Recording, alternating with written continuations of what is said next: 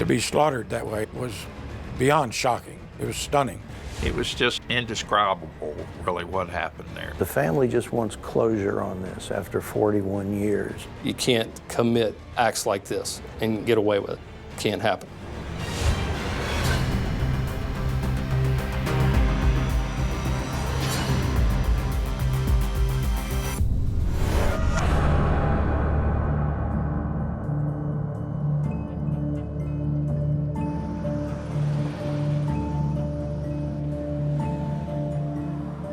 This shopping center, Terry Court, was built in 1958. Right there is where High's Ice Cream was in 1967. It was just a terrible situation. Indescribable, really, what happened there.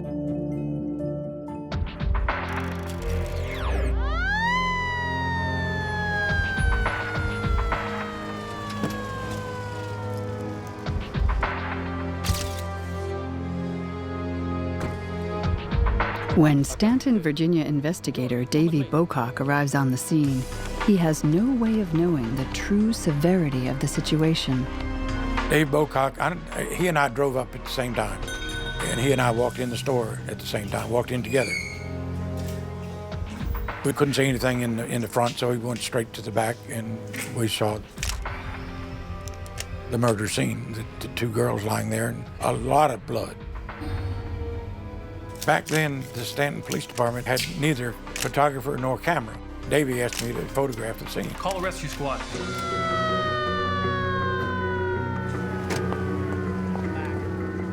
I took my first aid kit from the car, and I saw Officer Davy Bocock. Kenny, get in here. See what you can do. He pointed to a storage area, and I went back in there, and that's when I discovered the two victims.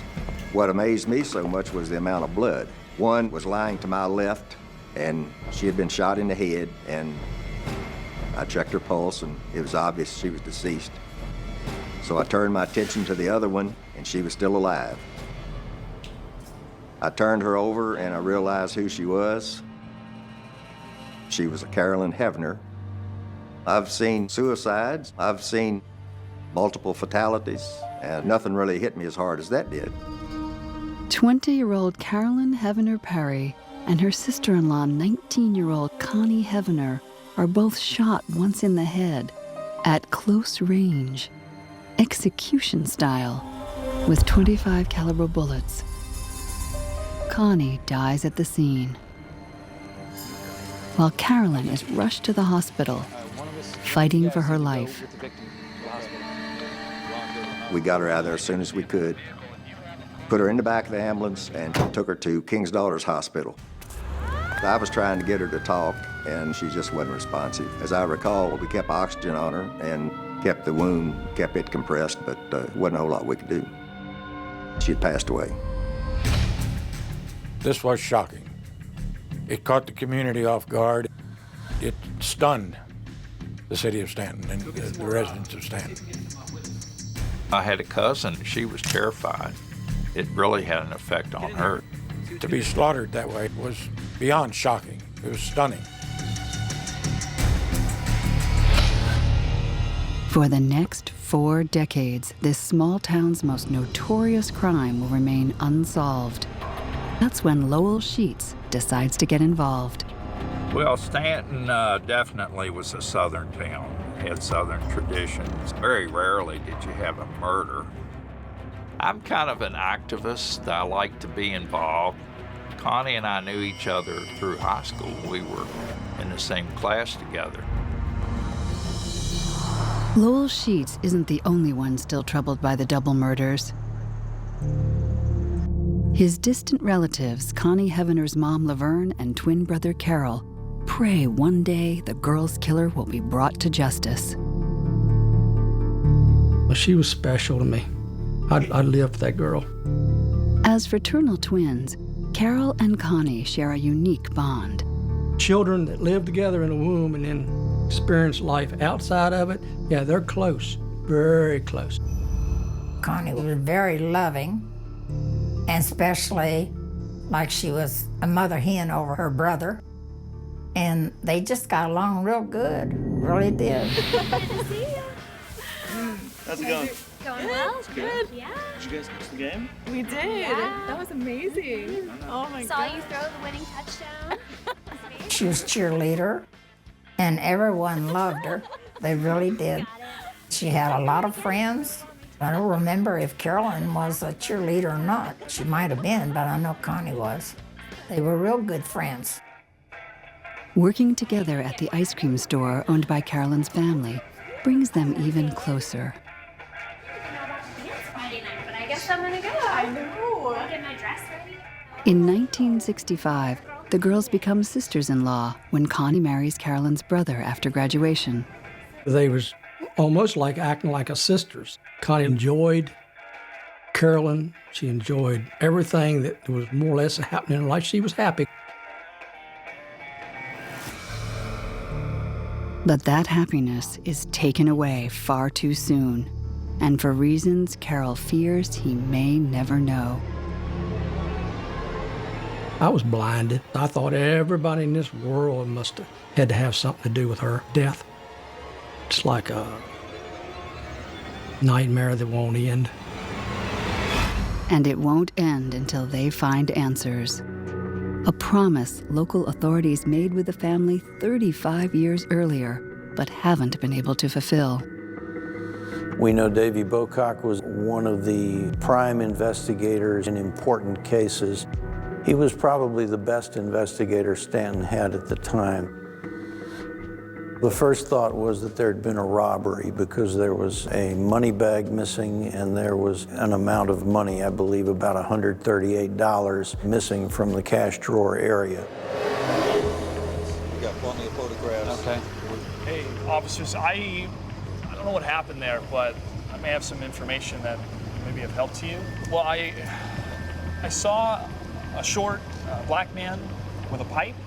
A short black man with a pipe. Yeah, and a white man with him just running. 24-year-old school teacher Barry Jones steps forward and tells investigator Bocock everything he saw. An unexpected but desperately needed lead. Where were they running to?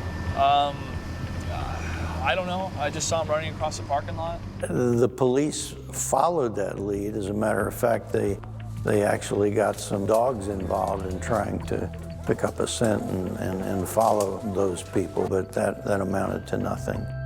Later, the eyewitness admits that he made the story up.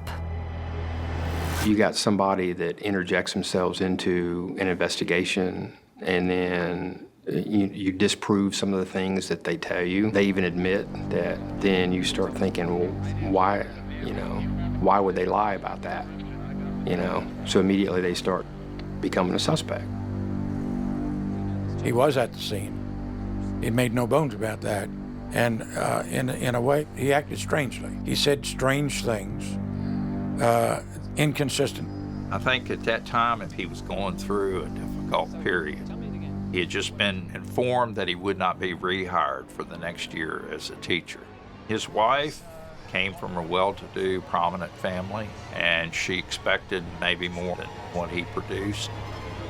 He kind of lost some of his moorings, so to speak. 6 months after the slayings, Jones is no longer a key witness. He's now the prime suspect. A woman who had gone into the High's store that night to buy ice cream saw him again and said, "That's the man I saw in the High's store the night of the murders." But of course, he denied ever being in the High's store that night or any other night. Based on Bocock's report, the Stanton police charge him with 1 count of murder. They made a decision at the time that they would only charge the murder of Connie Hevener just in case anything went awry.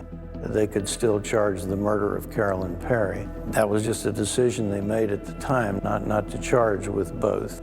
Stanton residents prepare for the biggest murder trial the city has ever seen. But outside the courthouse, Connie Hevener's twin brother Carol decides to render his own verdict. The day that she was killed, something in my brain, boop, just like that. And I carried a knife All of a sudden, I snapped my hand. I said, that's him.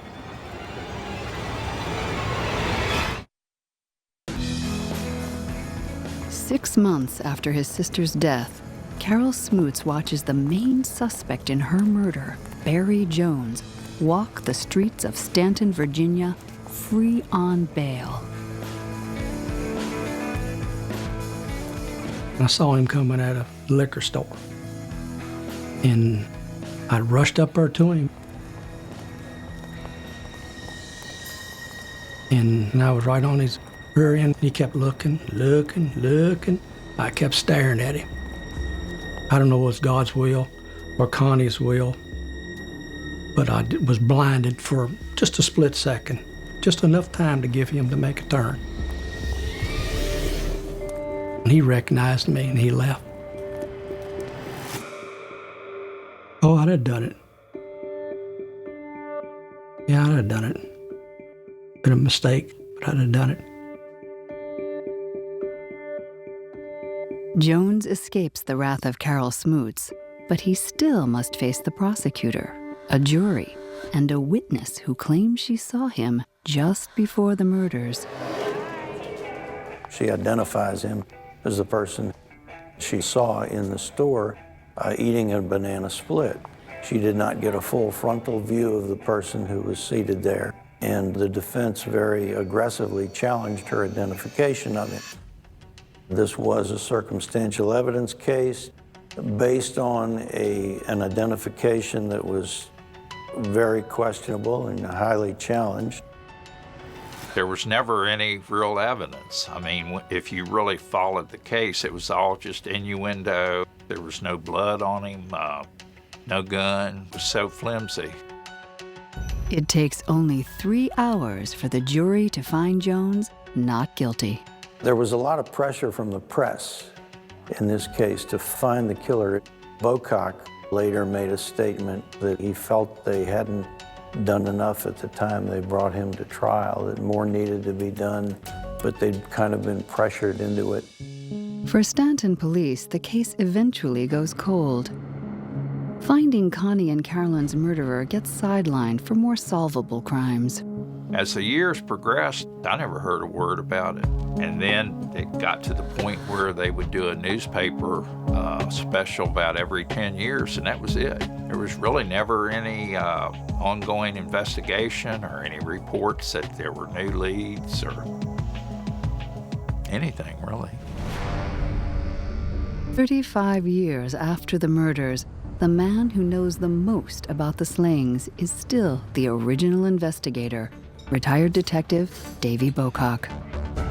So we had a talk, and there again, everything was still the high school teacher. There's been hundreds of leads, hundreds of theories.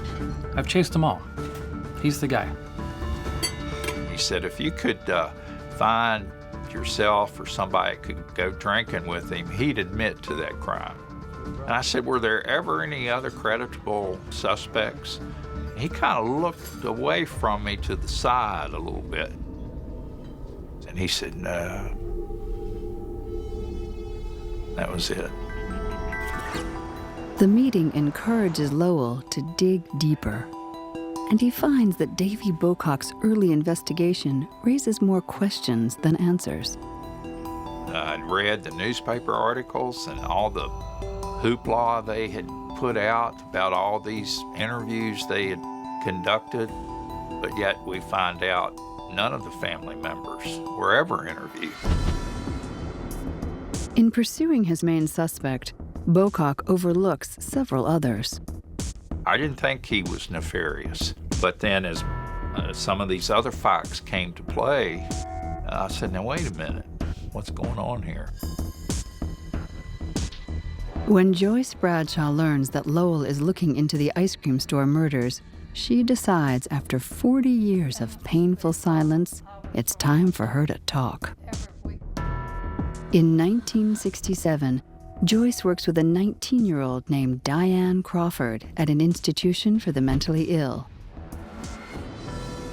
Diane also works part-time at the ice cream store. Miss Williams today. She's such a bore. So boring. A bore. I can't even take her. If she doesn't stop talking, I don't know what I'm gonna do. But Johnny was absolutely. I was astounded. She says, we went to Kenny Burger to have a hamburger. We were sitting in the car eating a hamburger, and she had something she wanted to show me.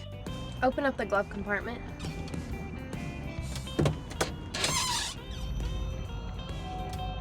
What are you doing with that? There's 2 bullets in there. One's for my stepfather, and the other's for that Hevener girl. One for her stepfather, whom she had accused of sexually abusing her when she was young, and the other was for Carolyn Hevener. I just had the feeling, you know, she was just mouthing off, I reckon, is what I was thinking. So I did not say anything to anybody about what she told me, because I just didn't think it was anything to it.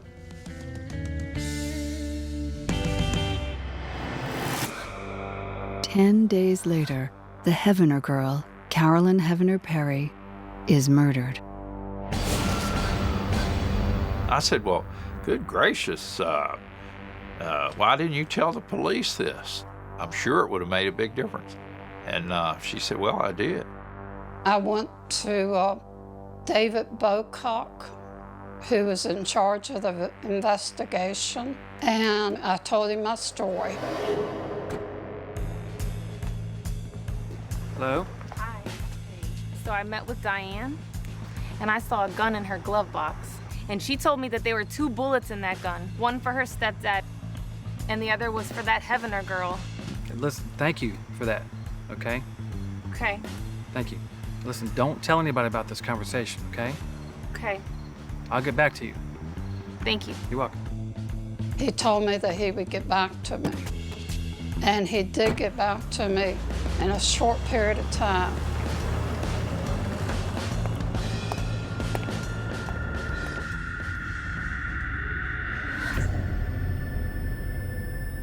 I was called to go to the parking lot that someone wanted to see me.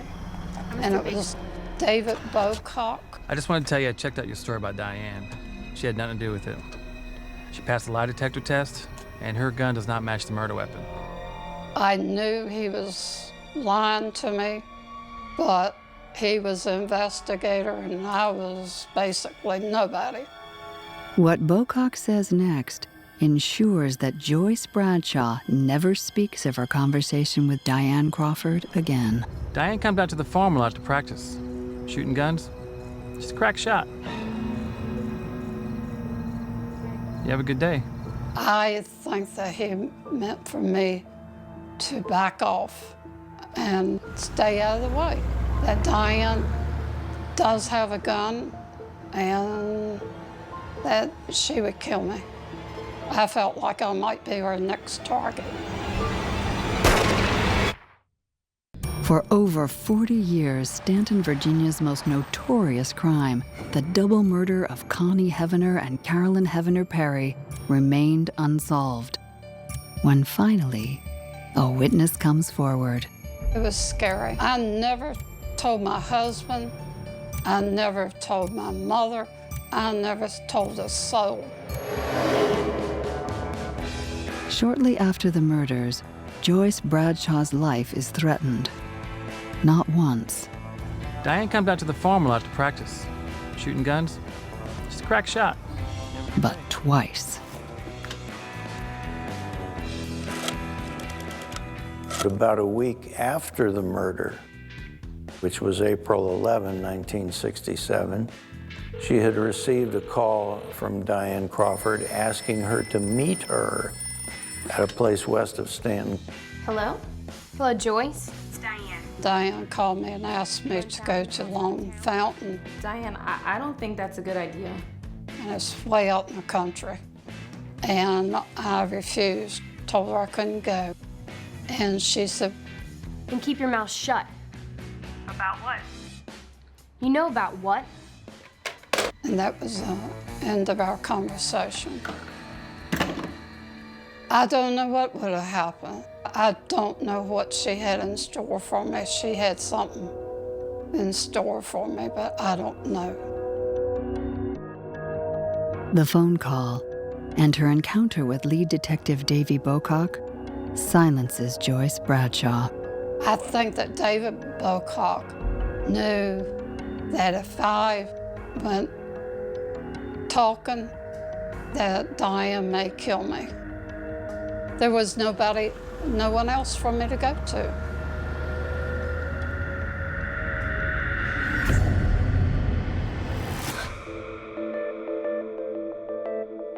Four decades later, Joyce's revelations, if true, mean a murderer is living free, and the city's most respected investigator is behind the cover-up of the crime. I'll have to admit, I was naive to the point that I thought the police were honest people. They tried their best. But you know, 85% of all murders are committed by someone that knows the victim. And I always kept going back to that in my own mind. To get to the truth, Lowell Sheets turns his attention to finding the mysterious Diane Crawford. He learns she attended the same high school as Carolyn Hevener Perry, likely the first victim shot at the ice cream store. Yeah? Gonna cheer me on while I cheer them on? Carolyn is a popular student. Diane is overweight and an outcast.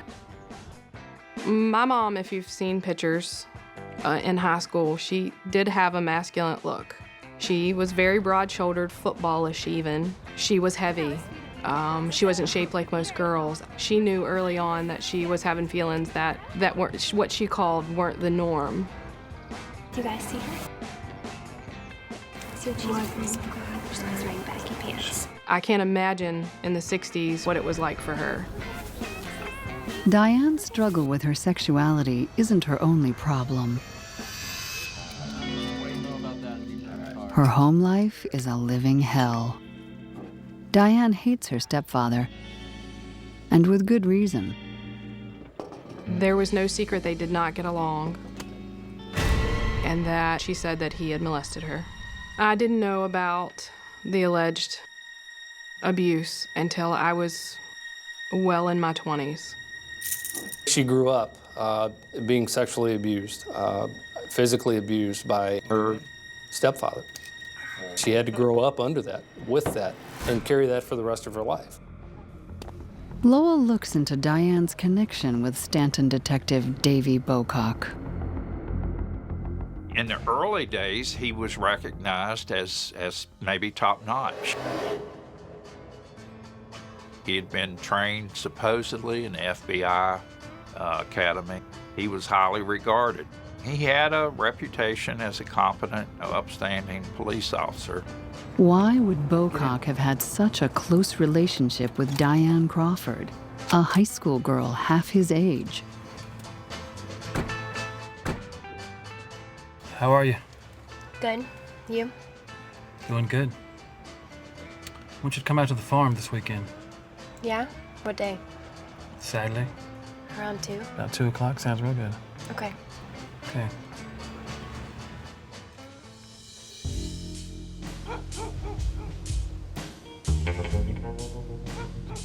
Push this right down and get us just like a spring in it. Bocock was a womanizer. Throughout his career, he would fraternize with younger women.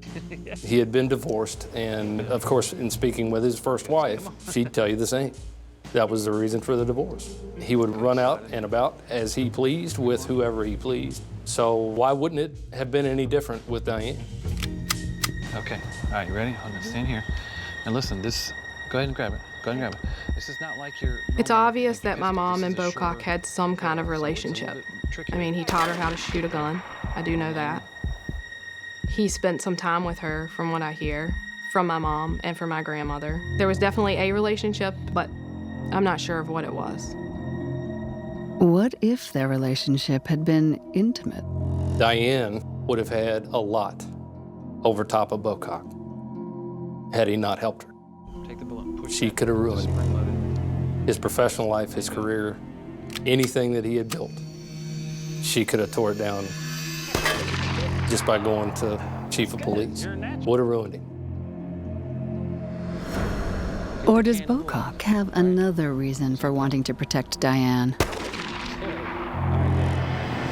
I worked with him many years in many important and not so important cases. There was criticism of him as a womanizer. There was never criticism of him as a crooked cop. 40 years after the crime, suspect Diane Crawford is living unnoticed in Stanton and has been for decades. But she's dying. She had kidney disease. She was a brittle diabetic. Diane Crawford might be the only person who can help solve the murders of Connie and Carolyn, but time is running out, and she's not talking. 4 decades after Connie Hevener and Carolyn Hevener Perry's double murder, Lowell Sheets races against time to find answers. And that means finding new suspect, Diane Crawford. Joyce had said that she was in a nursing home up Harrisonburg Way. She was actually there under the name of Sharon Smith. Within months of the brutal slaying of Connie and Carolyn at the ice cream store, 19-year-old Diane Crawford quietly moves out of town. Diane Crawford, she had moved to North Carolina shortly after the murders and married a guy by the name of Smith. And matter of fact, she'd had 2 children by that man. I didn't know that my mom was gay until I was 13. She told me how hard it was for her and that she wanted to do what was expected of her, which is the reason that she got married and she had kids, because it's what society says is right. We later on find out Diane Crawford had divorced him and had moved back to Stanton from there and had been living in Stanton for about the last 20 years. She'd been living with a woman. Diane Crawford, now known as Sharon Smith, is dying of heart and kidney failure in a nursing home 30 miles from Stanton. I just walked right into the place. No one said anything. And when I went in, there she was. I told her who it was. I, of course, had the entree in the sense that one of the girls was a relative. And I started in on her about being a distant relative, and I knew she worked the highest ice cream. I never accused her of the murders, nor did I tell her about the gun threat. So I started talking to her about the murders, and she was just very nonchalant. I don't know nothing about that. It was like, well, I didn't know them, those girls. She didn't even know their names. She had no interest whatsoever in helping the cause. That's when Lowell shows Diane Connie Hevener's wedding picture.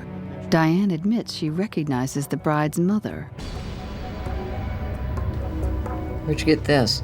I said, oh, Miss Smoots gave them to me. And boy, before she could really think, she said, Thought her mother got remarried. I said, remarried? You didn't even know the girls' names and you know her mother remarried? Her lips start quivering and her face kind of turned a pallid look about her.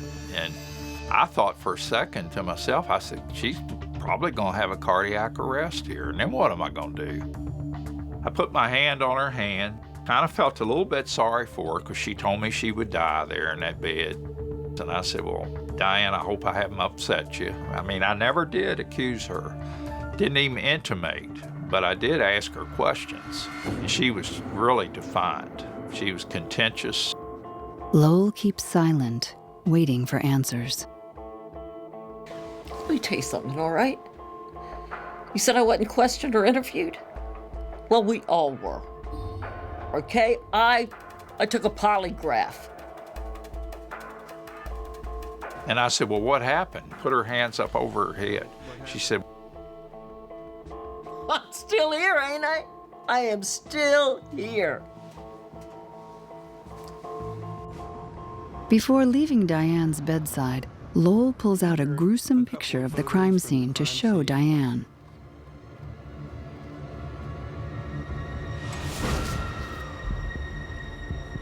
Get shot in the face, that's what happens, right? A lot of blood. The comment stops him in his tracks. Besides the police, no one knows Carolyn got shot in the face. Carolyn's body was found face down, and there apparently had been no indication in the news, so no one would know she had been shot in the face except the shooter. No one would know the angle to which Connie had been shot except the shooter. Don't know there's been a confession, but I have all this in my mind that she's the one that had done it. It's time to get the authorities involved. My unit commander had come to me and said, look, Lowell Sheets is coming forward with some new information on the Highs case. Cold case detective Mike King begins his investigation by digging into the field notes of the original detective, Davy Bocock. There wasn't much forensic evidence. They recovered the bullets from the victims. Other than that, there really wasn't much to go on other than testimonial evidence. King also checks Joyce Bradshaw's story about Diane Crawford's handgun and her murder threat. The other's for that Hevener girl. He studies Davy Bocock's original handwritten notes. They confirm Joyce's story. Davy Bocock had written down exactly everything that Joyce Bradshaw had just told Lowell Sheets. Her version didn't change over 42 years. To me, that's credible. In the case file, Detective King discovers a search warrant for Diane Crawford's car. The search warrant was detailed on a 1965 Chevrolet. It had the driver of the search warrant detailed as Diane Crawford, and the item to be searched for was a .25 caliber small pistol. Apparently, Bocock drops the ball. Court records show that he never executes the warrant. I want to tell you, I checked on the story about Diane. And there is nothing in the files to support Bocock's claim that he cleared Diane or her gun. Information about what he had seized. And did he seize it? Was it ever in evidence? What happened to this supposed gun for which he got this search warrant? According to Joyce Bradshaw, Bocock says the FBI tested Diane's .25 caliber handgun and found no match to evidence at the murder scene. FBI records show no such tests. After having seen these field notes detailing this about Diane Crawford, why do I not find anything else in there about Diane Crawford, about the gun that she had, about the gun that he seized? Where is it? It's up to the lead investigator to document that. To Mike King, Detective Davy Bocock has crossed a line. I'm thinking dirty cop. Whether we stick together or not, honesty, integrity, trustworthiness, you burn that, then you're not a cop anymore in my book. Authorities wonder if Detective Davy Bocock helped Diane Crawford get away with murder, and why.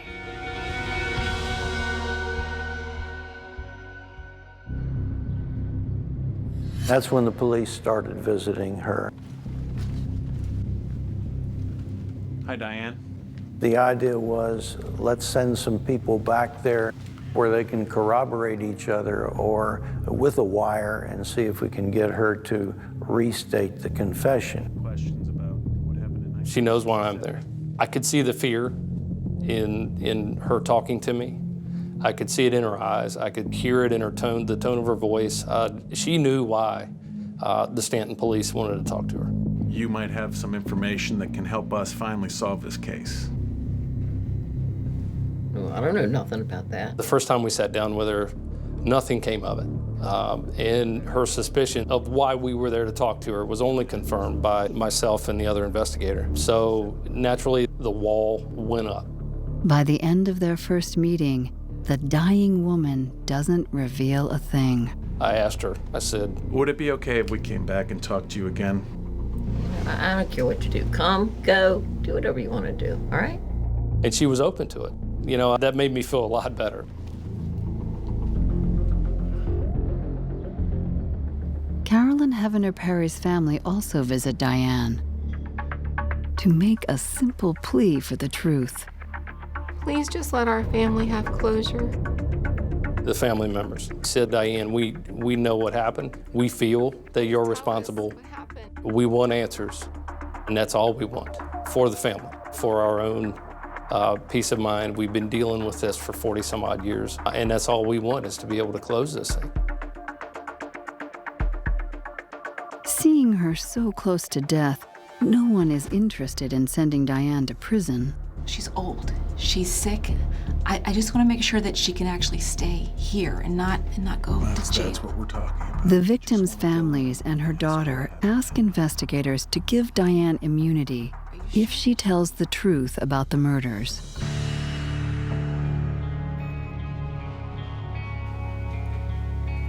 They reach an agreement with the detectives and prosecutor. So Diane, are you finally ready to tell us what happened that night? I don't want anybody to hear this. I want everybody out.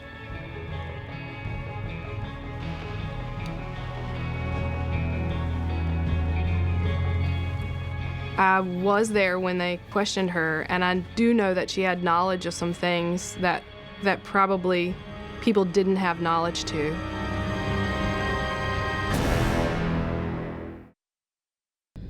With her daughter Crystal and members of the victim's family waiting outside her hospice room, it's time for Diane Crawford's 40 years of silence to finally come to an end. All right, we're here. What happened? She knew that she was going to be able to stay there. She knew that she was going to be able to die there and that things were going to be okay.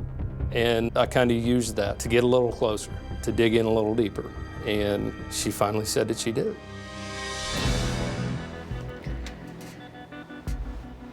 You always picked on me, you know.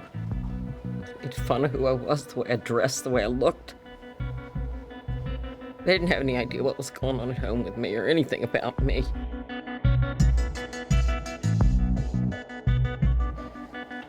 Snooty, uppity. She was able to tell me what the girls were doing. She was able to tell me that they were cleaning up, counting money to close up shop. We all worked in the ice cream parlor together, and I'm not coming in tomorrow night. Are you just asking for the day off? I'm not asking, I'm telling you. I don't understand.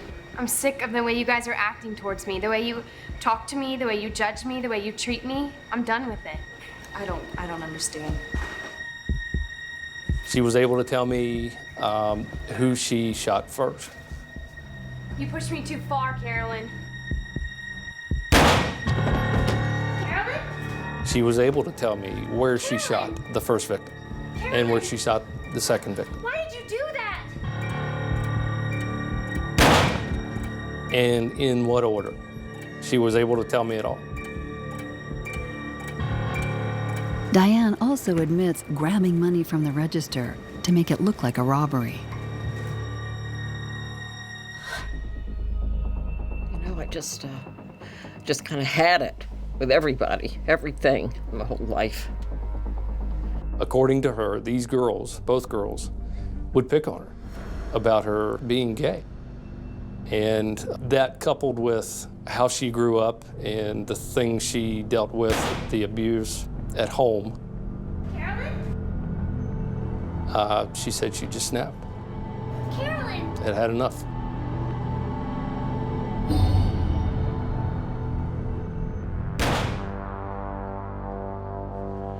Diane, you're under arrest for the murder of Connie Hevener and Carolyn Hevener Perry. You have the right to remain silent. For the victims' families, no explanation could ever be adequate.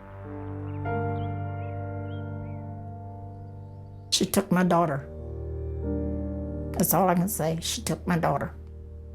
And that's what she robbed me of. I prayed to God. And I prayed to Connie. I said, I just got to know, are you okay? She told me, she said, brother, don't worry about me.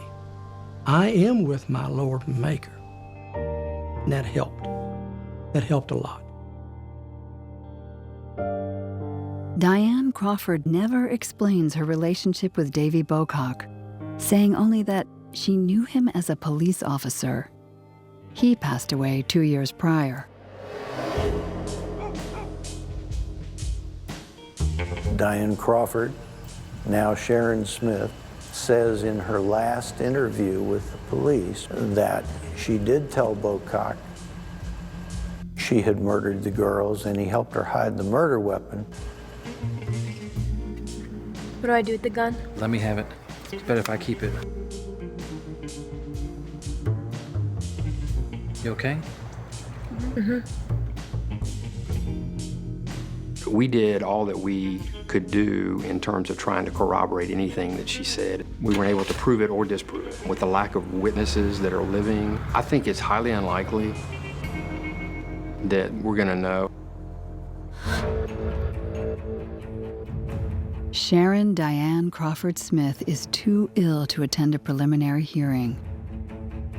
She dies 13 days later. Stanton police search Bocock's farm for the gun, without success. We followed that up with a police investigation by the Virginia State Police to see if they could determine any Bocock connection with a cover-up, and they could not. I think most people preferred it to be some transient, some wacko that came off of interstate, or maybe two guys that were just trying to prove something. I think they preferred that story to anyone that really knew the victims themselves. I think that was maybe part of the problem, really, in finding the killer. Stanton, Virginia's greatest mystery has finally been solved. Still, it provides little consolation. No, these girls were both nice-looking girls, and it was just the innocence of them. It was a terrible, terrible thing.